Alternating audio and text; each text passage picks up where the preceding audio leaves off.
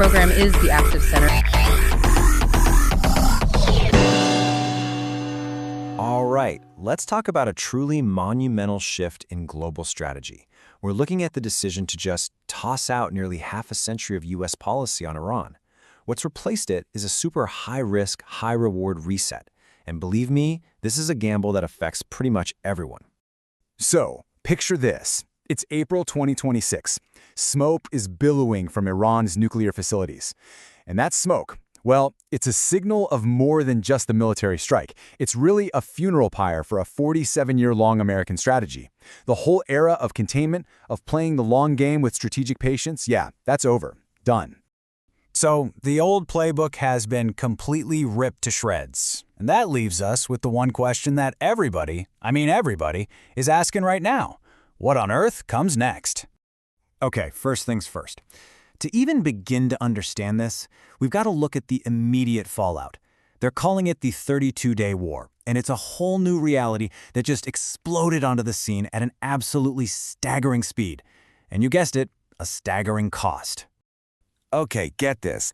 In just 32 days, 1 month, the direct military price tag for this new strategy has already hit nearly $28 billion. I mean, that burn rate is just astonishing.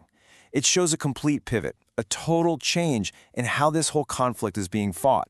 Now, to put that number into perspective, think about this. The U.S. spent about $122 billion over the last 47 years to contain Iran and its proxies. And now they're burning through almost a quarter of that entire amount in a single month. This isn't just tweaking a policy. No, this is a whole different financial universe we're talking about. And, that crazy financial difference really gets to the heart of what we're breaking down here. It's a clash between two totally different ways of thinking, two completely different strategies. So for decades, the game plan was what you could call the slow bleed. It was this long, drawn-out, multi-generational thing, containing them, funding allies, taking hits from proxy groups. The key thing to remember is that it was designed to be a slow, steady drain with absolutely no finish line in sight. The new strategy? It's the complete opposite. It's all about high impact. We're talking an intense, incredibly expensive military blitz.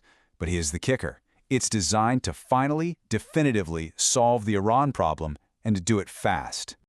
So you have to be asking, why? Why on earth would anyone choose such an expensive and risky path? Well, the answer is pretty simple and terrifying. It's because the alternative, the thing they're trying to avoid, is what's being called the $6 trillion threat. Right, so this massive upfront cost, it's all being justified as the only way to stop something truly catastrophic, a scenario that's honestly hard to even wrap your head around. Okay, let's look at what they're trying to prevent. Threat scenario number 1, a nuclear-armed Iran actually strikes Israel. The projections are just chilling.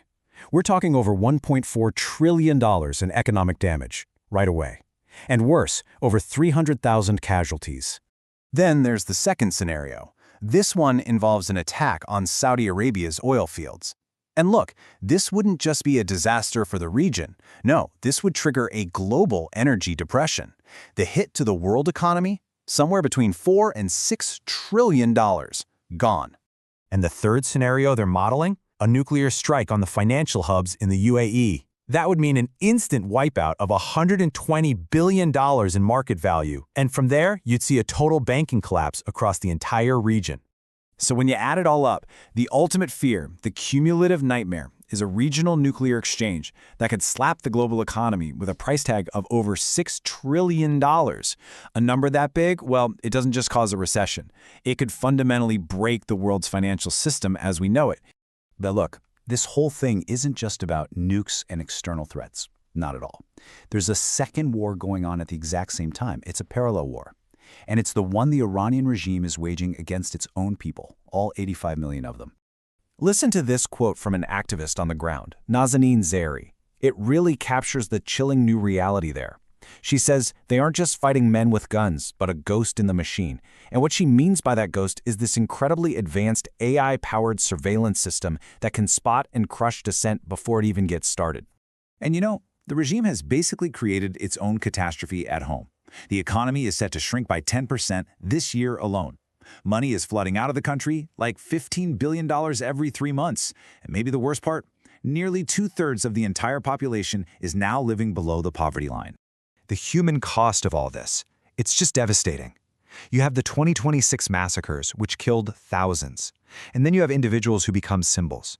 People like Rabina Aminian, a 23-year-old student, or Saleh Mohammadi, a champion wrestler, both executed by the state. It's a brutal, brutal crackdown. But here's where things get really complicated, and honestly, kind of tragic. These external military strikes, they're meant to hurt the regime, right? But they've accidentally created this rally around the flag effect.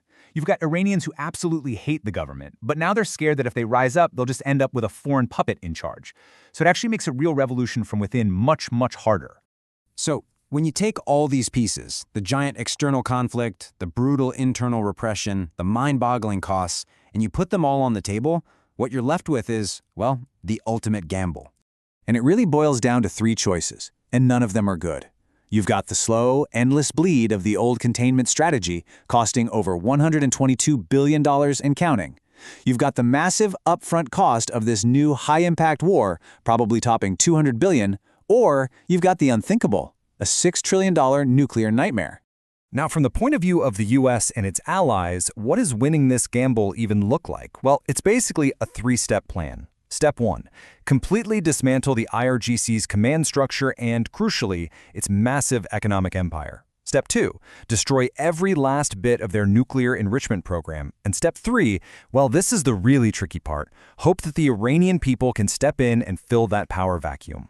When you get right down to it, this whole $200+ billion price tag is a bet. It's a huge wager.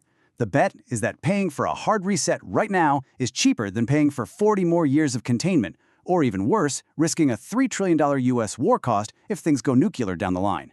And that really leaves us with the one final question that defines this whole thing. Is this incredibly expensive, all-in surge today really a better option than another 50 years of proxy battles and constantly living under the threat of a nuclear Iran? There's no easy answer, but whatever it turns out to be, it's going to shape our world for a long, long time.